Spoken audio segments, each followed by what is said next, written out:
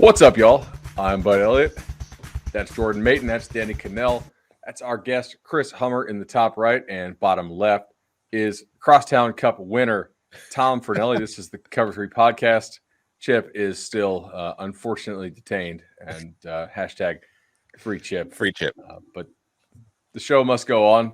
Really appreciate everybody joining us live here on this Thursday morning.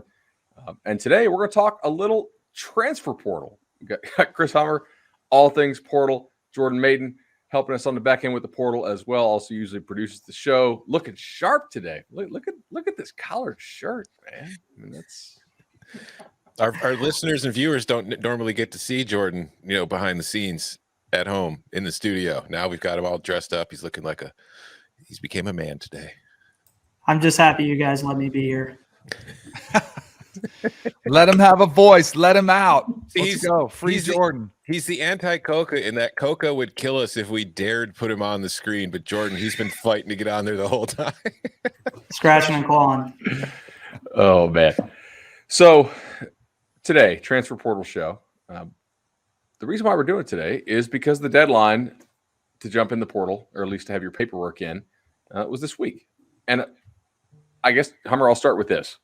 Probably should mute my phone, just if you're into that. But Mother's Day tea at the preschool went well. So if you guys were curious about that, it's a professional quality broadcast here. That's what happens when you let the producer also be on the show at the same time. We don't get the, hey, mute your phones check.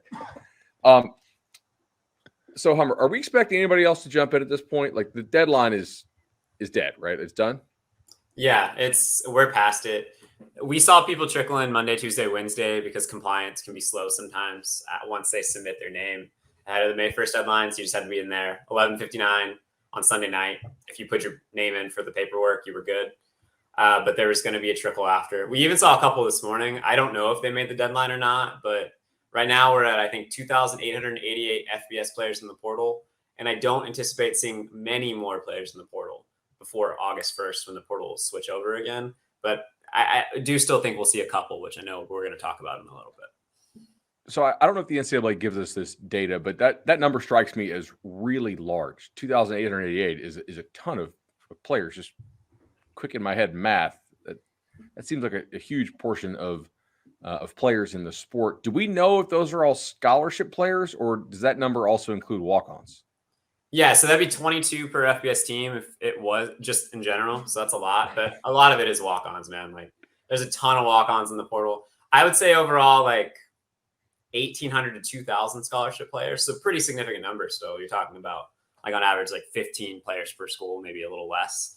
How much different from last year? What type of increase? Because I think that, and I think, like, what's the trend? Because I think that's been something that coaches have been alarmed by. And then, of course, with the free transfer policy, without having to sit out a year, you would expect an increase. Just how big has it been? It wasn't a huge increase from last year. So last year, everybody was anticipating that the one-time transfer exemption would come through. I believe it passed in like April. So by that time, most players already entered the portal, like with the knowledge they were going to get the year anyway. So I think we were around like 2,650 last year. So you're only talking about another 200 or so kids this cycle. And I think the difference is when you look at the first 2 years of the transfer portal when the one-time exemption wasn't in place, we're talking maybe like 1,500, 1,400 kids per cycle. So like almost double what we saw the first year of the portal, basically, is what we're looking at right now. Hummer, do we know how many of the guys in the portal today are super seniors? I mean, as we know, the NCAA granted everybody an extra year of eligibility, but the schools were like, we don't really want to pay for this, so we're going to get back down to the 85. Do we have any way of knowing, like, have you noticed any trends with that? I don't know the number offhand. I would say a decent number. Like when we changed the profiles on 247 Sports, I always raise my eyebrow and I see like a 2017 and 2016 still in there. And there have been several of those. There's going to be quite a few like 24, 25, 26-year-olds playing college football this year, and even older in a lot of cases because of that. The Bears will draft them next year. Yeah, man, you gotta get your value. Did you guys take a lot of old dudes, Tom? They took Velus Jones, who I think is 24. They took Doug Kramer, I believe, is 23. I'm fine with the picks. They were getting made fun of for drafting old guys, but it's like there's a lot more old guys in the draft this year because of what happened.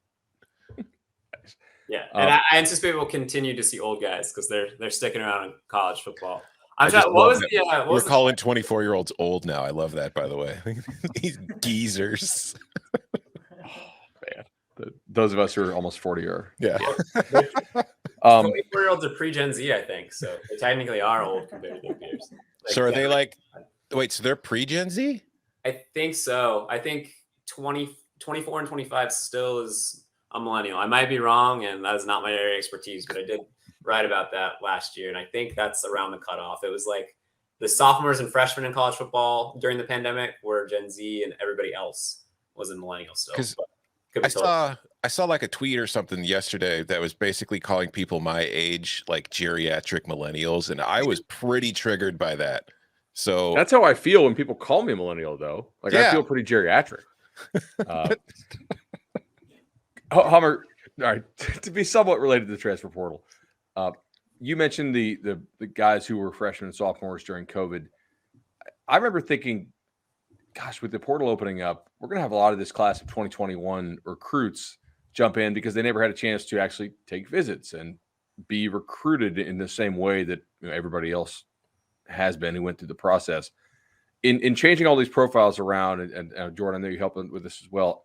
Are you guys seeing a lot of 2021 high school recruiting class in relative to the other classes? Yeah, and yeah, definitely. I mean, the number one overall player in the country for 2021, I guess 2022 is in the portal with Quinn, or in 2021 because we moved him. So that is the best example possible. But yeah, we're seeing a lot of 2021s move. Caleb Williams already left. I'm just looking at the guys at the top of the class, and we've seen a ton of examples of that. And I think that's because of the unsteadiness of that recruiting cycle. They weren't able to visit schools. They weren't able to really talk with the coaches in person. And when you couple that with like maybe a little bit of questions about where you sit on the depth chart, how you get along with these coaches, and you've got tampering going on, I think it's created an environment where we're seeing a ton of underclassmen move in a way we probably haven't seen before. Before we get into some of these names, we had a couple questions in the chat a couple shows ago that were saying that grad transfers don't have to be in by the deadline. Is that true? Can you clarify for us? So I talked to a lot of player personnel people and compliance people to get this question answered because I got mixed answers. Originally, a couple of people I thought grad transfers had an exception, like they were able to enter later, but they actually follow the same rules. They just have the advantage of using the old grad transfer waiver that was part of college athletics. So they're very likely to be eligible when they enter the portal post May 1st, but they do follow the same rules. They have to apply for a waiver if you're in May 1st, if you're a grad transfer. It's just much more likely to be granted than somebody applying for a waiver because of a sick family member or something like that. And that waiver, essentially, you just pick a grad program at your new school that your old school doesn't offer. Yep. Okay. Yeah, I remember the corner that Florida got in 2006 from Utah. Ryan, anybody guys remember this? Like, Urban Meyer was the first one to use like the grad transfer thing. They picked up a corner. I remember he picked a major that Utah didn't offer, and so they're like, "Oh, eligible." That was always my favorite part of the grad transfer rule, though, where it has to be the school doesn't have the major that you're looking for, where you're transferring to, because even after you've graduated, which was supposed to be the goal of you being there, they're still like, no, you can't go unless you're doing something different. Like once you graduated, you're still ours.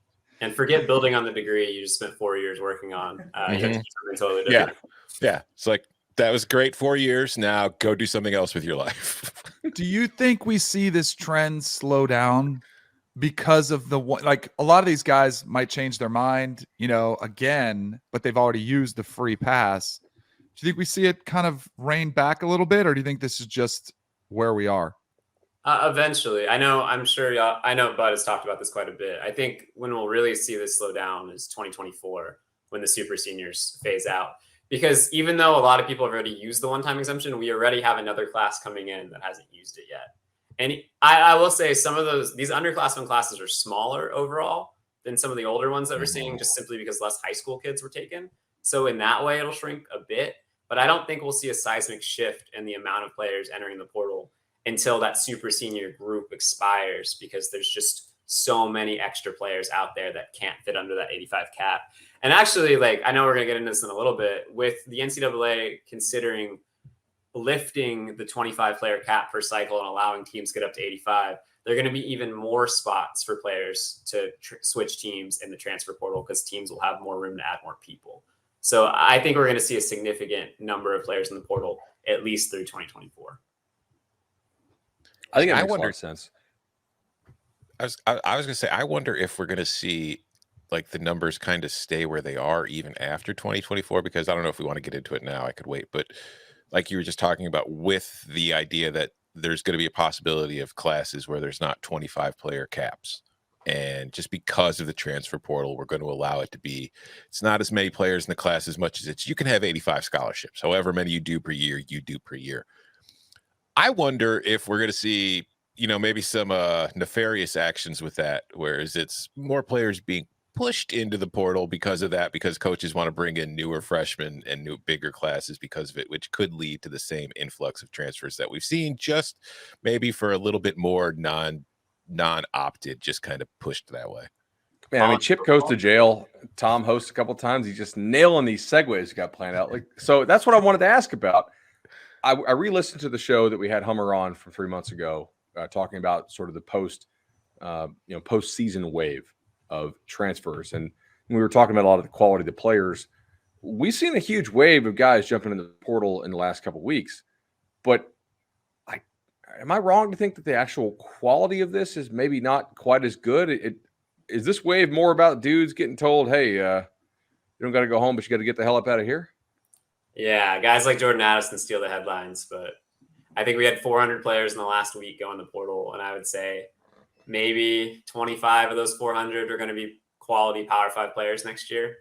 I had several people in college athletics tell me like there's going to be a lot of like bad players entering the portal because unfortunately like players get run off in college football. And as Tom said, that is actually why the 25 cap was initially created. So schools couldn't bring in new players every year and cut the players that weren't working out. And I think we're only going to see more of that if the 25 player cap is lifted again. So there was a lot of processing this week. Absolutely. And there's definitely a lot of players just kind of throwing their hands up in the air because they're not going to have a spot at the end of all of this because their school forced them out. Question for everybody, not just for you, Hummer. Because of this, with that idea of, you know, the 85 limit instead of 25 per class and possibly seeing more players pushed out, is there a chance that with the money coming in now, we just see kind of a scholarship increase? You know, like we went back, you know, they originally put these caps on to like limit some schools from being able to hoard like every single player in the country to allow, you know, just to quote unquote bring parity to the sport, but really hasn't done that. So is there a chance that we're going to see, instead of an 85 scholarship limit, schools, if they want, could have 100 players on scholarship, and that way that maybe keeps them from having to force people out?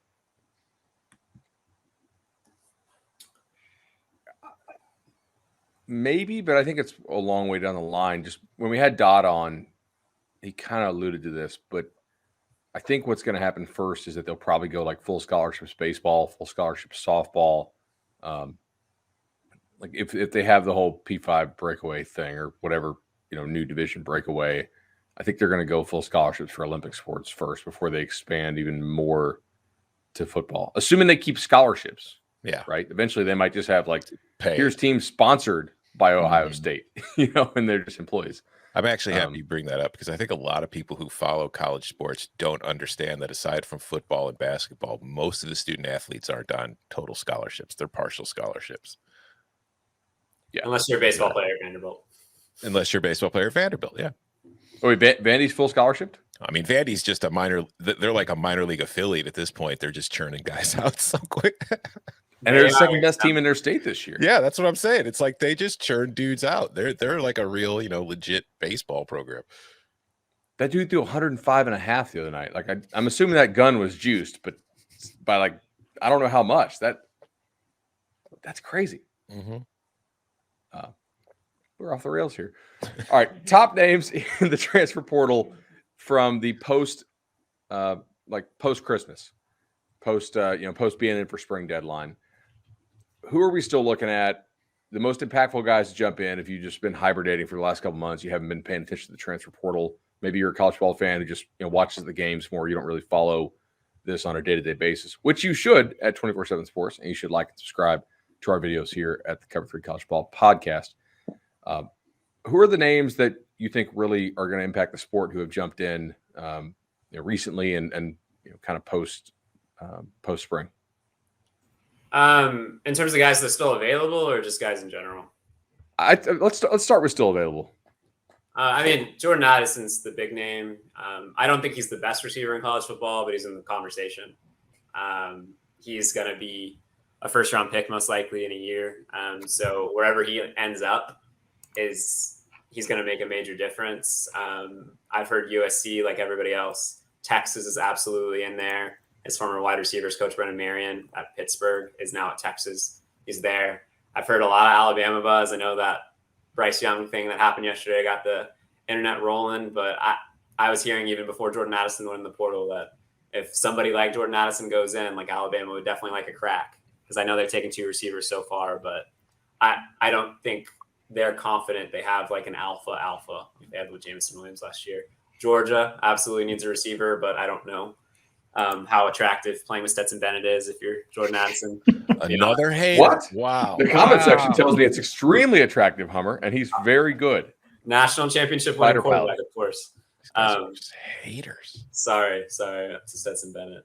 But yeah, Miami definitely needs a receiver. They'll be in there, but I think it's going to come down to USC, Texas, and Bama if they choose to really push their way into the picture. The other, Do you guys think he's not already signed and just waiting it out so it doesn't look like tampering? Like Caleb Williams. Yeah, I mean, I've had some people speculate that, absolutely. So, because like there's definitely been some stories that we'd heard about. It's like, okay, this guy might visit here and he might visit there. I'm like, well, if he does, he's going just pure like old school bag collecting, because the NIL deal to this school is already done. I've absolutely heard one Power 5 school that is paying a lot of money for players right now that has told multiple players just to take visits so it doesn't look like they tampered. Like it is absolutely happening, and it's happening quite frequently. So that is a real possibility to Jordan Addison. USC was the school I heard like days before he even went in the portal. That was something we were looking into. So I would just keep that in mind. The other name I would really focus on that's available right now is Jermaine Lowell. People probably aren't as familiar with him. He's from Arizona State, defensive tackle. He was we made a list of the top 50 players in college football going into the season. He was like number 46 on my list, I think.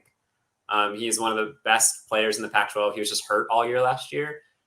He told our Arizona State side actually that he's going in to explore NIL opportunities, just on the record. So USC is another school, is the school I've heard with him quite a bit as well. So USC could get the top 2 players in the portal potentially, in my opinion. So. He should consider Illinois, because we have NIL money and a need on the interior of the defensive line. So, just saying, there's lots of NIL opportunities. I make a lot of money on this podcast, buddy. Just letting that out there. Unlimited. Tom, your experience, do a lot of people move from Arizona to Illinois? Because I kind of feel like they move from Illinois to Arizona. Definitely. Not No, the other way around. A lot of people can't take that dry heat, and they're like, you know what? I want some snow and some cloudy days. I think the one other guy that we might be forgetting is Jalen Robinson, receiver from UCF. I know he's looking at Tennessee right now. He's looking at TCU.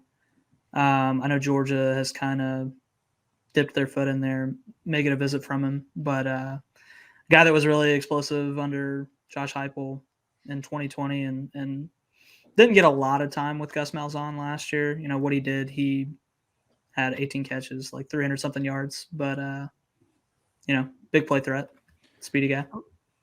I got a broad-based question, and maybe Bud or Hummer or any of you guys can answer, because I've heard this alluded to like NIL rights as opposed to like some of these deals that are happening under the table. Like, let's say Jordan Addison did sign some sort of endorsement deal or NIL deal. It's not with USC, so couldn't he burn USC and go somewhere else and play somewhere else and maybe even get money on top of what he's already getting? Could you do that? I'll let the lawyer answer that question. Yeah.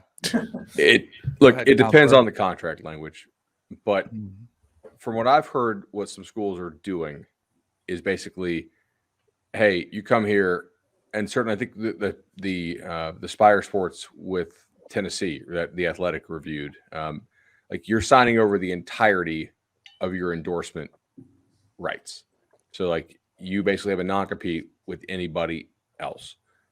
So, for instance, you can't assign it to a school, but you could assign it to a market, like maybe, Los Angeles Boys and Girls Club. And we'd like you to do appearances at 10 a.m. on a Tuesday, and then also like 4 p.m. on a Wednesday. And you make it times that are just extremely inconvenient for somebody living in Austin, Texas, to be able to fulfill that contract. So that's kind of the way that I think, if you're smart, you write these things. That's what I was referring to as far as like already locked up.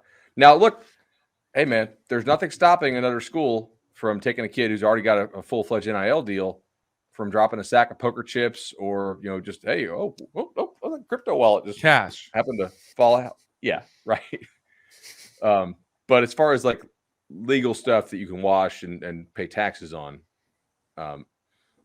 these collectives can't own the entirety of your rights if that's how they write the deal. Do you think that they still pay in gold bars?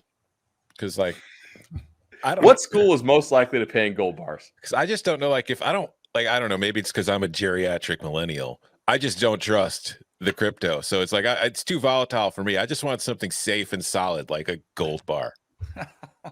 Texas is famous for having all the money that's not in the Vatican. So I feel like Texas would probably be your best bet. So Mathis was a crypto guy. They were offering gold. That's what happened. Yeah, the wires just got crossed, like not everybody can be a Spencer Dinwiddie out there. I think the comments are right here. It probably is Notre Dame, like the school most likely to use gold bars. True. Yeah, that's a fair point. They hide it in the helmets, those sneakies. Just replica helmet, melt it down. Oh man. So other names that we is there anybody else left in the portal who we think will really move the needle?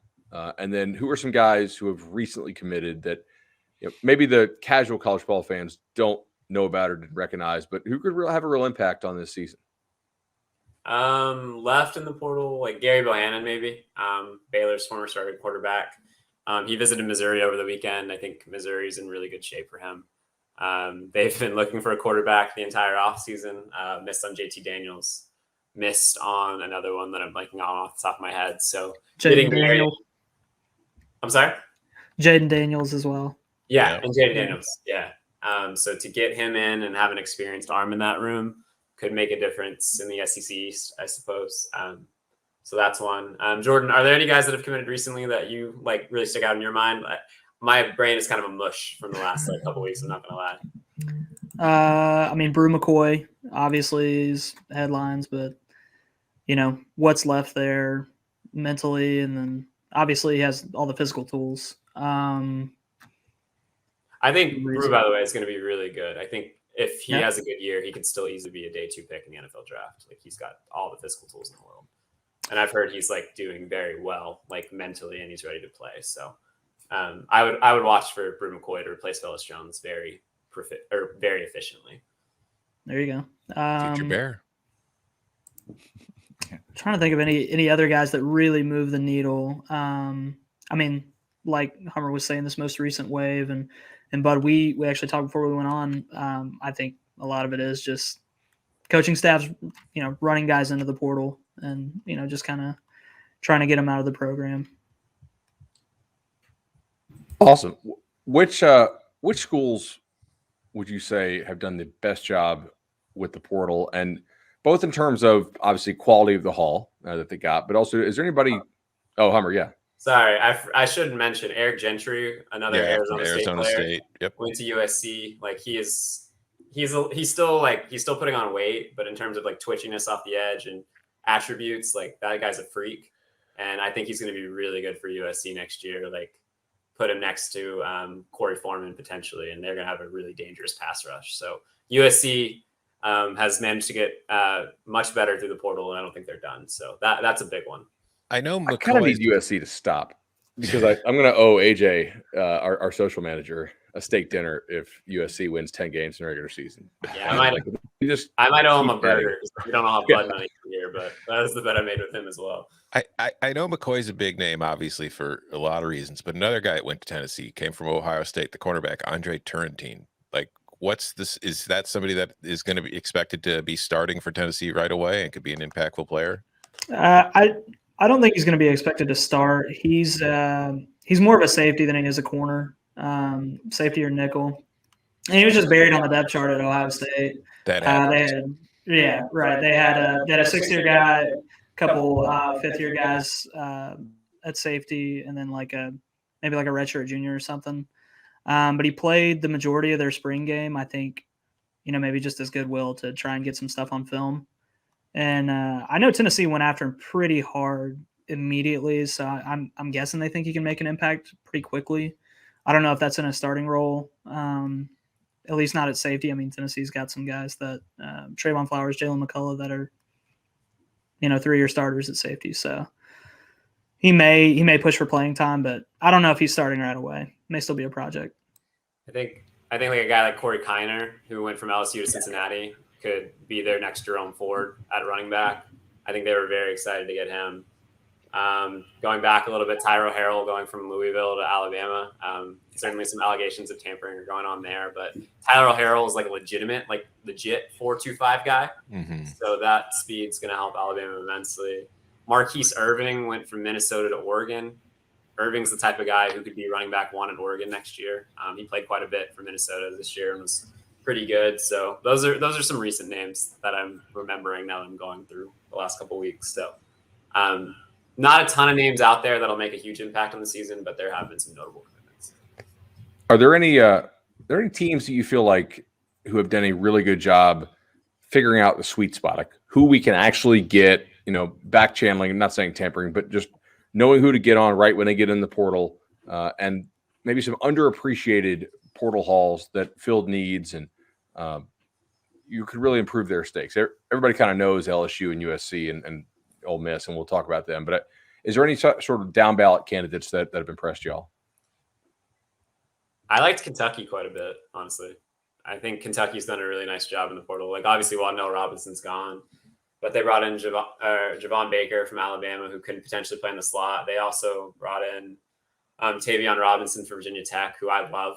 One of the most versatile players in the ACC, one of the best punt returners in the ACC. I think it's going to be great for them. They also brought in some help along the offensive line because they needed it. They were replacing 4 or 5 starters. So I think Kentucky this offseason put itself in a position to, again, be in that 8 to 10 win range thanks to some of its additions in the portal. So I don't know about everybody else, but I really liked what Kentucky did. Louisville also had a pretty good haul. I know, at least with Tyler Harrell gone, the receiver they brought in from, I think it was Missouri State, Tyler Hudson. I know, just from listening to summer school, they kind of expect him to be the number 1 guy there, and then brought in a bunch of cornerback depth. Jaden Williams from USC, Quincy Riley from MTSU, Bud Jarvis Brownlee from Florida State. So I really like how they've been a restock. I was going to say, that's a team that could certainly use an influx in the secondary after what I've seen the last few years. No doubt about it. What's your favorite portal class? Mine? Sure. Alabama, because they got probably 3 of the best players in the country at their position to come to Alabama. It's a pretty ridiculous class. If you're talking about off the radar, I think a school like SMU has done a really good job, but I think without question the best portal class is Alabama. Like they added 3 of the players in the country via the portal, and what they're doing is kind of ridiculous. So definitely them. I'm glad you went there, being that they did take Tyler Steen from Vanderbilt, and not that you can't get good players from Vanderbilt, but in doing these summer school series episodes that I've been doing, I'm like, hey, what position might they continue to pursue throughout the summer in the portal? And everybody's like, oh, offensive tackle. It's like, okay. So everybody needs one. Bama's dipping down to take a kid from Vanderbilt. What positions are you finding that schools are more able to take in the portal, and which positions are less likely to be able to be filled with quality? Offensive line, which is interesting. I guess some live news. I thought we were done with transfer portal stuff, but Willie Allen, I don't know if anybody remembers him. He was an all-conference ULM, Indiana Tech. Then he went to Michigan. Then he was at UMass. He just went in the portal. So maybe that's a Hail Mary for somebody who really needs offensive line help, because I know for a little bit Michigan thought he was going to help, and it didn't really work out that way. But offensive line and defensive line are by far the hardest positions to find quality players at. I had a player personnel director tell me the other day that it's kind of the opposite of what you would expect with NIL, because there's so many quarterbacks, wide receivers, and skill position players available, and those guys get all the attention because they have the football in their hands. But the most valuable thing in the portal and the people, like technically with NIL, that are worth the least are the big guys in the trenches. Mm-hmm. And there's just so few good ones that the schools are either A, paying a premium to keep them there, or B, like selling them hard on like getting developed and drafted where they already stayed. So there just aren't enough of those guys to go around, where even with an Alabama, like Tyler Steen is one of the best players in the portal at tackle. And he's probably what, like top 50 tackle in college football, maybe, like based on his previous production. So like there's a difference between what you can get at the skill positions and what you can get along the lines of scrimmage. Yeah, I also think too, just on the offensive line side of things, like with a quarterback or a receiver or a running back, they're highly rated, or they come to school thinking they're going to get playing time. Most offensive linemen out of high school understand that at most programs, like there are some guys who are going to play right away, but for the most part, they understand that the first year or two they're on campus, they're not playing. They're going to be, they're going to be working out. They're going to be getting in shape to play in a couple of years. So it's like they're not really looking to enter the portal as quickly, because they knew from the start that it wasn't going to be a thing that I'm just jumping in and I'm the starting left tackle at Alabama.